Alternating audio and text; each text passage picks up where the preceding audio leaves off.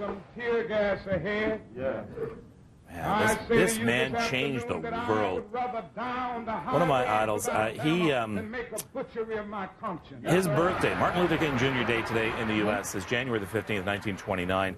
And so the U.S. celebrates it the third Monday of every month, which happens to actually fall on the 15th this year. We lost him all too soon. And you've been researching a little bit of a Toronto connection. Well, you know what? In all that I've read about him over the years, I didn't realize he was only 39. Right. I know, having accomplished so much. So much in that time. Yeah. But yes, there is a Toronto connection to this, because this is the place that his assassin, his killer, James Earl Ray, ran to, was Toronto. Because at that time, crooks knew if he came to Canada, easy to get a passport. Right, yeah. So I had a chance to visit his hideout. Okay. Back in 1966, this block in Ossington was best known as where Cassius Clay, or Muhammad Ali, had trained for his upcoming fight with George Chuvalo. Only 2 years later, a much more sinister page of history was turned here, right across the street. Direct from our newsroom in Washington, in color, this is the CBS Evening News with Walter Cronkite. Good evening. Dr. Martin Luther King, the apostle of nonviolence in the civil rights movement, has been shot to death in Memphis, Tennessee. What followed was the largest manhunt in U.S. history. Riots raged in 168 cities. 19 more people would die. All the while, the killer, James Earl Ray, was making his way quietly towards Toronto. For 2 days, James Earl Ray managed to elude American police, crossing the border at Detroit, took the train to Toronto, and made his way here to number 102 Ossington, where he knocked on the door looking for a room. He was wearing a suit, told the landlady his name was Paul Bridgman, worked in real estate. He rented this space for $8 a week.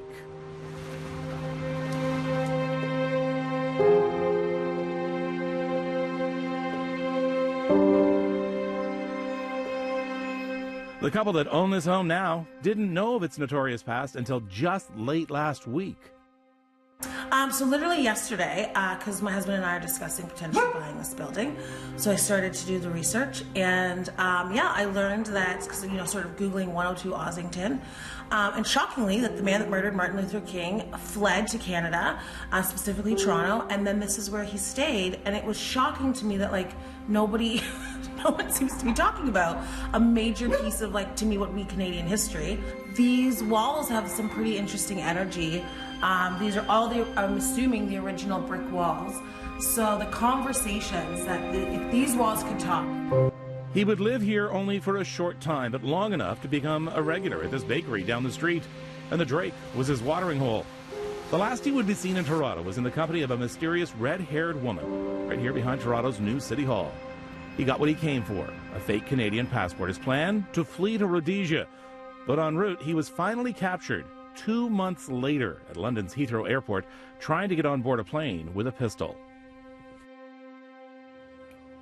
It's pretty fascinating. So as a result of that, we revised our rules and regulations for passports, because it was, up until that time, all too easy to get a Canadian passport. In fact, I think he actually had a couple.